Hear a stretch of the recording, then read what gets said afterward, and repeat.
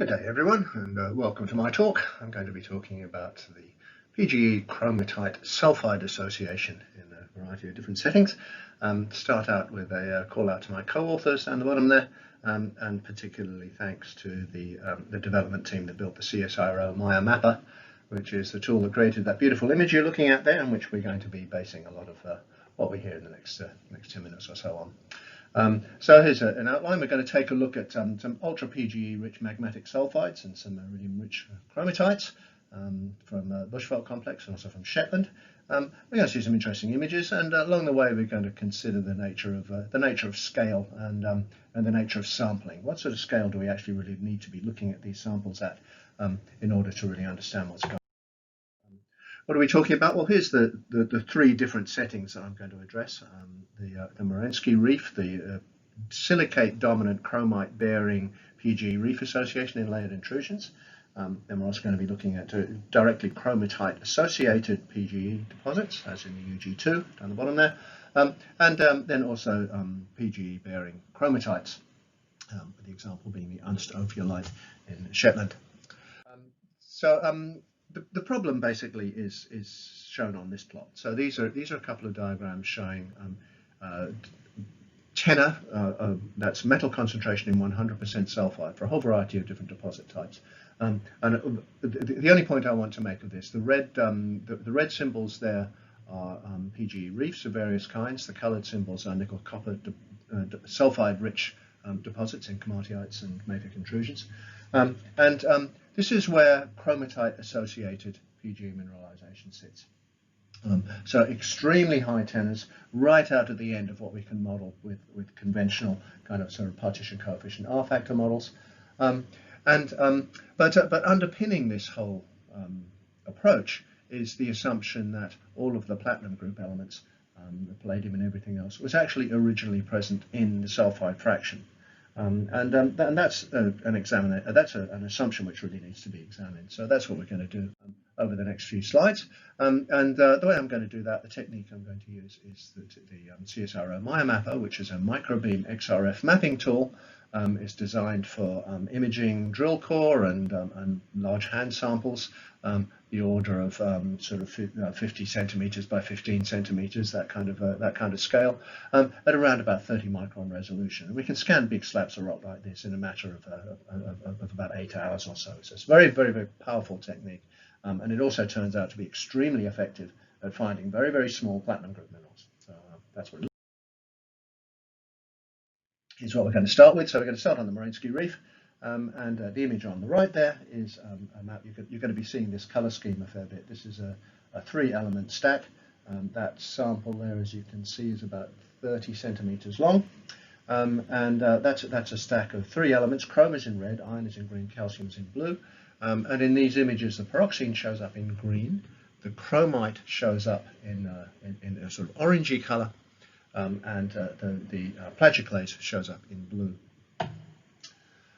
So on this image we're now seeing, we're just highlighting the chromite in grey colours there, and that shows you where the sulfide is, so that sort of magenta. The platinum group elements are, and we can scroll back and forth between those two things, and what we see is that the platinum group elements are the platinum group minerals, and these are predominantly platinum minerals, are very closely associated with the sulfide. There's essentially no PGMs where there's no sulfide, and also those sulfides are very closely located to that chromite. Not exactly coincident, but very, very closely located with that chromite-bearing interval at the reef. So let's just sideways so you can see this same sequence there. There's the sulfide. These are all platinum minerals, and there's lots going on in this image.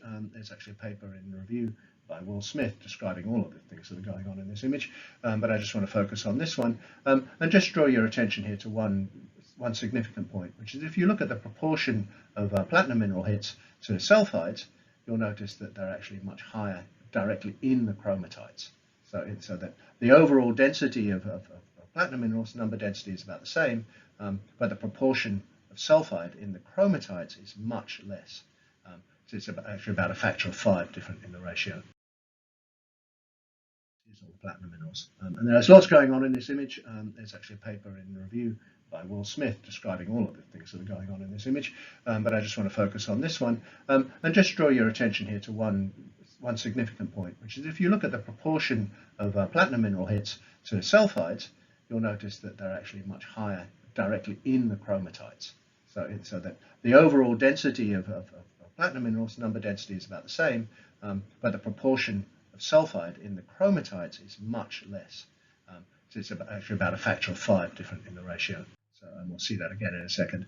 So here's the different facies of the Merensky Reef. This is one of Rice Latopov's famous undercut Merensky Reef samples. This is a pothole, and we've got a sample here from the sidewall of the chromite seam. The chromite seam continues all the way down a vertical sidewall and locally actually sort of undercuts it. Here's that wall. Sort of orangey colors. This is now a nickel copper iron map, and you can see that those are actually the different sulfide species with the bright colors there. And there's the platinum minerals. Much smaller abundance of PGEs, so the overall proportion of PGEs to sulfide, in other words, the tenor, is actually quite a lot less in this sample than it is in main what we call normal Merensky Reef. But that same very tight association with the sulfide is there. All of those platinum grains, without exception, are either directly touching sulfide or very, very close to it. There's essentially none that aren't. But again, the proportion of sulfide in the chromite is much, much less. And you also notice that those sulfide grades are much finer grained. All right, so now let's go to the UG2. This is not actually the UG2 itself precisely. This is a drill core, about a 50 centimeter drill core through what are called the Three Sisters. These are the leader seams which sit up on top of the UG2 seam itself.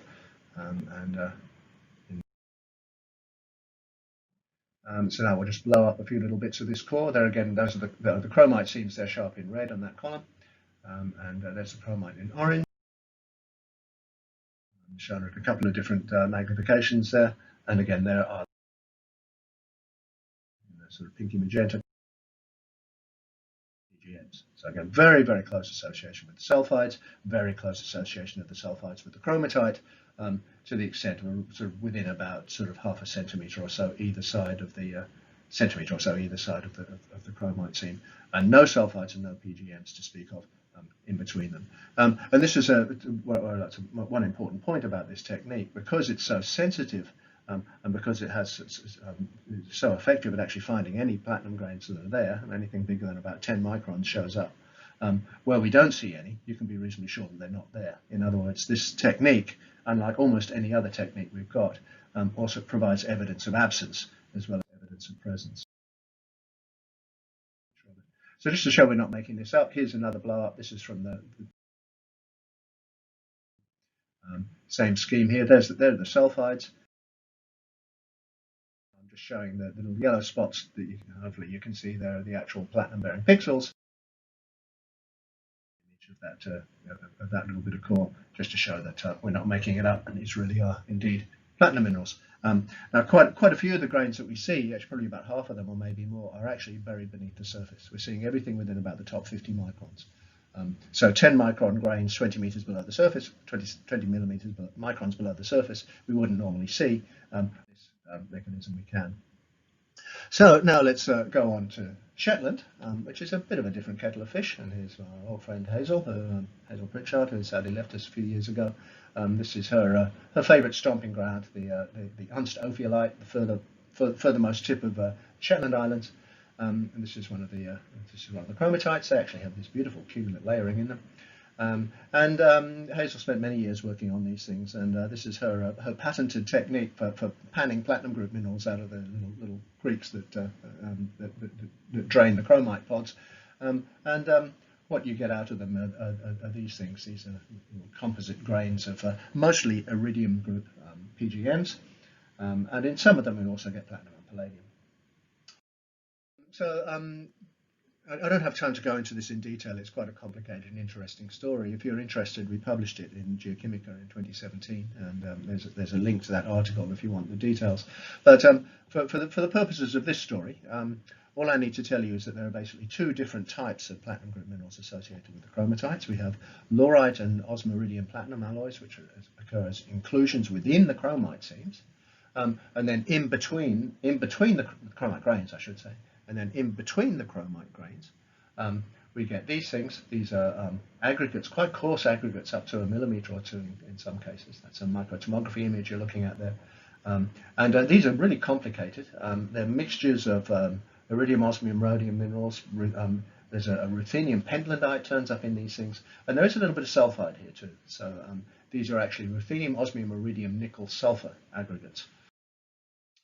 So what are these things? Well, the enclosed ones we don't really have too much trouble with. We've already got a sort of pretty well agreed consensus on what makes these things. This is a photo from a very well cited paper by Finnegan et al. Showing the nucleation of platinum group minerals in boundary layers around growing chromite crystals. The idea being that you have a ferric ion depleted reduced boundary layer around the chromite that reduces the solubility, and the PGMs pop out, probably with the help of heterogeneous nucleation on the surface of the chromite grain. That's fine. So that explains the enclosed ones. So what about the ones that aren't enclosed? And what about these bigger aggregates? So for that, we went back to a paper published by Fonseca et al. In 2012, and what they were trying to get at was the origin of osmium iridium alloys in the Earth's mantle. Again, you need to read the paper to get the details, but the essence of it is that they say you start out with sulfide. That sulfide has its mass reduced as a result of dissolution into silicate melt. This is during partial melting of this fertile mantle material. So as the sulfides gradually dissolve, the PGE content in the sulfide increases until it reaches the point where you actually hit saturation in an alloy phase. There's some models that they made of that, and showed that you'd expect that to happen where you get concentrations of up to sort of a few hundred ppm osmium iridium in the sulfide. We basically those two hypotheses together and suggested that what's going on in the Shetland chromatites, and now by inference perhaps in the layered intrusion ones as well, is that we make our PGMs two different ways. Firstly, by the Finnegan mechanism, and secondly, by a process of transient sulfide saturation. So as the chromite crystallizes, we generate an immiscible sulfide liquid in between the chromite grains. But that sulfide liquid then redissolves, and as it redissolves, this process of osmiridium alloy saturation happens, and eventually we dissolve all of the sulfide and leave behind nothing but the alloys. So exactly analogous to the process that Fonseca are appealing to for man. So putting this together, can we now actually make a hypothesis that applies to all of these occurrences? And this is the idea. So here's our chromite growing from a sulfide, marginally sulfide undersaturated liquid. Our PGMs and sulfide liquid droplets nucleate in an ion-depleted boundary layer around the chromite. Perhaps some of that sulfide actually nucleates on the PGMs. Perhaps some of it happens the other way around. But then as this chromite continues to equilibrate with larger and larger volumes of magma, that sulfide actually then redissolves, that's what accounts for the fact that when we look at the actual chromite in detail at the scale we've been looking at these samples, you see that there's much less sulfide directly in the chromitite. That's to do with the dissolution of the sulfide. It might also be related to reaction of sulfide with the chromite, but that's another story. And that's what then generates our PGMs. So where does this happen? Well, this is that's really sort of a topic for another day. This is from a paper by Reif, which I'm a co-author on, and this is arguing for in situ growth of chromatites and layered intrusions on the floor of the intrusion. And a part of the evidence for that, as well as the field evidence we saw from the undercut Merensky Reef, is the presence of these very characteristic elongate chains of chromite, which seem to be growing up from the floor and in from the walls of the potholes. So that's basically the story. So that's our explanation for how we get this association, and for why our sulfides associated with the chromatites have such spectacularly high metal tenors. Major conclusion: most PGE reef sulfides don't actually need exotic explanations. Only these ones do. Transient kinetic sulfide saturation followed by partial redissolution explains these extreme PGE enrichments and sulfides. In some cases of complete redissolution, we can generate concentrations of PGMs with virtually no sulfide at all, which is what we see in places like the Shetland ophiolite and hazelwood in Tasmania. And this mechanism is directly analogous to the generation of alloys during mantle partial melting. That's the story. Thanks very much for listening. And I'll leave you with that quiz question to ponder as we go.